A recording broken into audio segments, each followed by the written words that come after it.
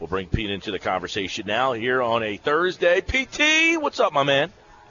Hey, MG, how are you, pal? You know, a couple big anniversaries today. I'm sure you've discussed one of them. 7 years ago today, what took place? Right, the Phillies won the World Series. That's right. Struck him out. The Phillies are the world champions of baseball. Right? You know, that year, 2008, 2009, I think, was the year that you and I were up there covering those games. And, boy, what a great time those games were to cover. We were sitting in the press box up there freezing because it's the auxiliary press box out there. And then afterwards, they would have those parties out in the after parties, and the PT and Cowboy Joe West throwing a couple of cocktails back. Oh, it's just great. We just had so much fun. Remember, you got to sit next to some radio veterans that you were a big fan of, to shake hands and kiss babies, and do all the stuff that I like to do. And, who was the MVP of that 2008 World Series? The weather. Hamels. No, 2009. Well, yeah, that's true. That's not a bad answer. Cole Hamels. The rain game. Yeah, Cole Hamels. Right. Speaking of rain, that's the other anniversary on this day, right? 2012, what happened on this day? 2012 on this day was Sandy. That's correct, Hurricane Sandy. Yep. And TV40, we're trying our best to stay on the air and not lose our power. So, yes, that's correct. Yes. Well, there you go. 2 anniversaries for the PT, but maybe one of the biggest sporting events in some time, the Temple Owls this weekend. Now, are you going to the game, PT? You are a Temple proud Temple alum. I am a proud Temple alum, class of 1993. SCAT, they called it, School of Communications and Theater. I was a journalism major with a PR for public relations sequence, so not RTF, which is radio, television, and film, or as we called it, rather than fail. But no, I have to work. So we taped the SNJ show, The Locker Room. We taped that on Saturday about 4 to 4:30. And then every so often, there's hiccups because it's TV. So because we're taping it, sometimes it's till about 4:45. I'm not out until 5 o'clock. So I could, you hop in the car, you go up there. I was actually offered to work for Comcast. And I was really excited because I thought, this is great. I'm a Temple alum, and I want to watch the game anyway, and now they're going to pay me to be there. But the report time for Comcast is like 2 o'clock. Because they're doing pregame shows. They're doing a pregame show. So, unfortunately, I'm not going to the game. Fortunately, I'll be in the best seat in the house with my lazy boy about 6 feet from the screen. And, yeah. Really, seriously, is there a better seat than right in front of your TV? No, but, this is something that's really interesting. I mean, Notre Dame coming to town. When I worked in television, PT, back in the day, I did a television piece on the economic impact of when Notre Dame comes to your town. When they came to Morgantown, the economic impact of that was unbelievable. Now, in a city like Philadelphia, I don't know that the impact will be felt quite as much, but College game day being there, the game being sold out at Lincoln Financial Field, I would assume that this, now you're an alum, this probably has a huge impact on the school. I think it's the biggest sporting event in the school since maybe the Temple-Villanova game in '88 when Temple was number 1 and Villanova was number 2. And that was before I got there. And even then, McGonigal Hall, where the Owls played basketball at that time, only sat about 4,000 or 5,000 people. So, I mean, this is just on a grand scale. Yes, all 66,000 seats are sold out. I just watched a piece on 6ABC. I think it was Sarah Bloomquist, who was supervising the game day set. Did a story about them erecting the game day set today. And that is a massive, massive operation that involves a lot of, union guys throwing up metal and fences and lights and staging and things like that. It's going to be – they're blocking Market Street. They're literally putting the set on Market Street. If you're familiar with Independence Hall at all, you know that the street that's right in front of it is like cobblestones. Plus, you're too close, right? So it's closed now, Pete. They closed it. Right. They closed it already. Yes, Market Street between 5th and 6th is closed. That's where the set is. So that's really, really cool. I mean, I'm glad I have space on the DVR because I'm going to have to record and then go back and watch it. Like my buddy Kevin Nagandi is doing a big story on Temple football.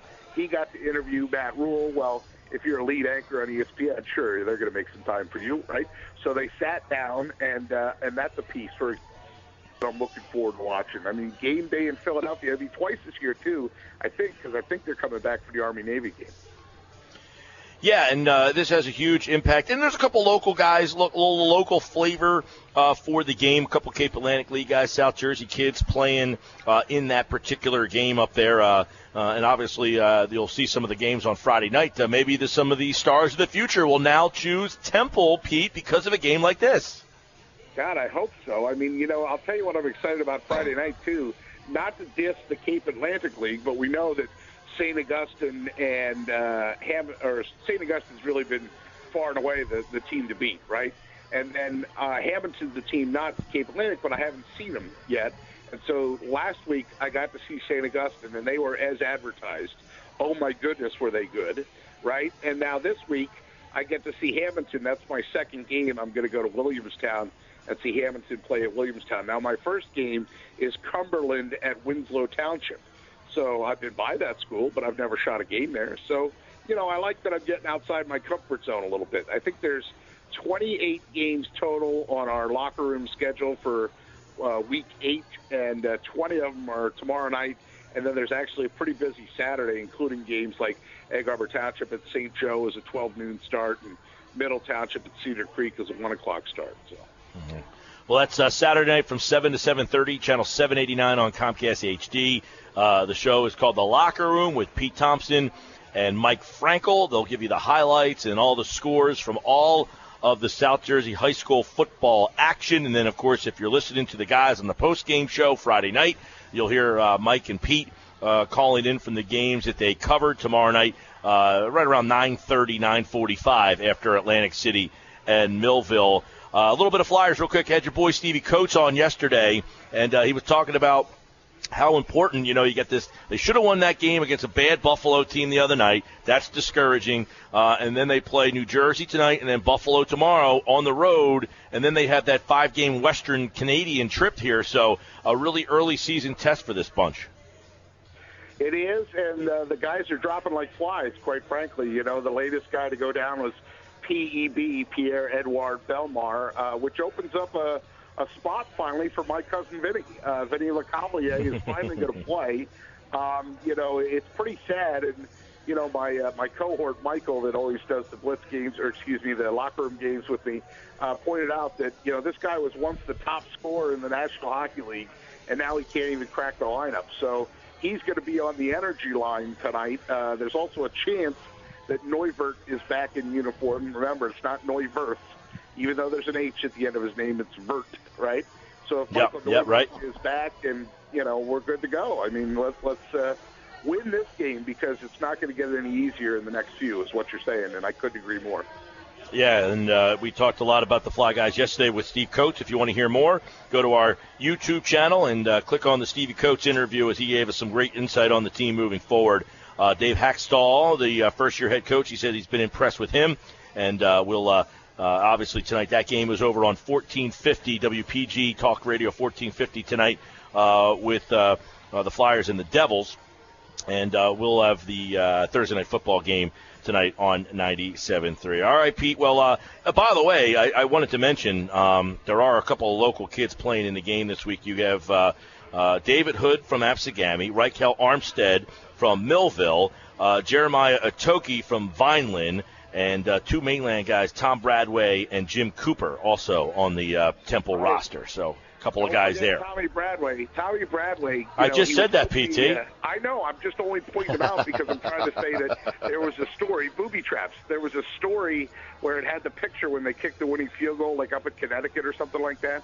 And so the picture had Bradway, and then the holder, he's the holder for the field goal unit, but like the first guy in the picture was Thompson. So I screen grabbed it because I'm the king of the screen grab, right? And then I texted it to Terry Bradway, his dad, who works for the Dolphins now, who play tonight on Thursday Night Football, and to Mike Bradway, who works for the Eagles now, right? And I texted it to Tommy, too, and said, any picture that has Bradway and Thompson in it, I got to save, even though I'm not related to that guy. That's good. Well, that's good stuff there. Hey, by the way, one of Peachy's favorite stories is the time that Andy Reid blasted you with Temple Tough. What happened there? Yeah, Temple Tough, baby. I was wearing a Temple shirt, and Andy would always say that he never paid attention to the standings per se. Like, the most important game is the next game, which is like, come on, Andy, BS, right?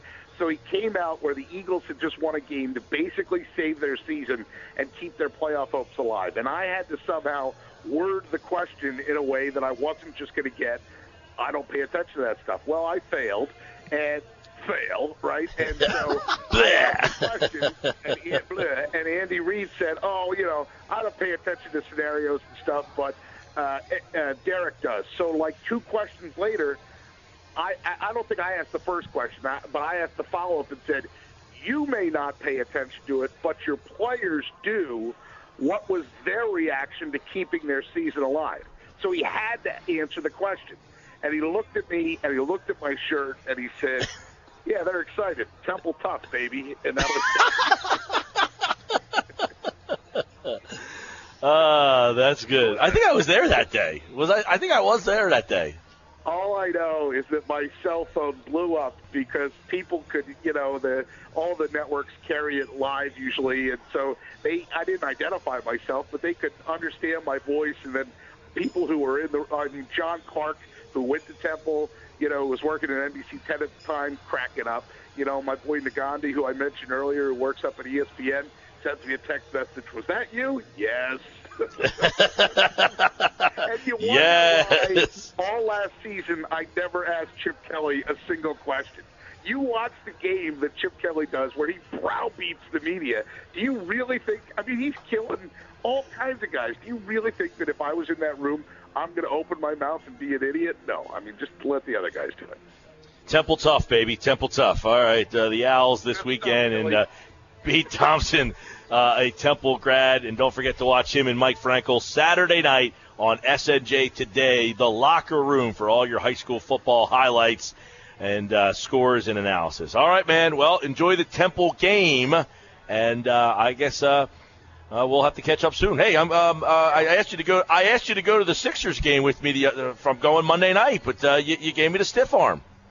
Well, actually, I can now announce this on the air that my plans fell through on Monday night. So if you want to re-invite me, or if you moved on, I understand. But due to circumstances beyond my control, a.k.a. the Flyers games in Vancouver, I am not being asked to work now this time. So all right, you let me know.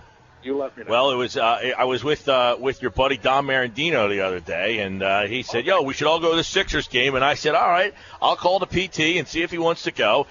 So we were looking for a fourth, and I said that PT shot me right down when I asked him.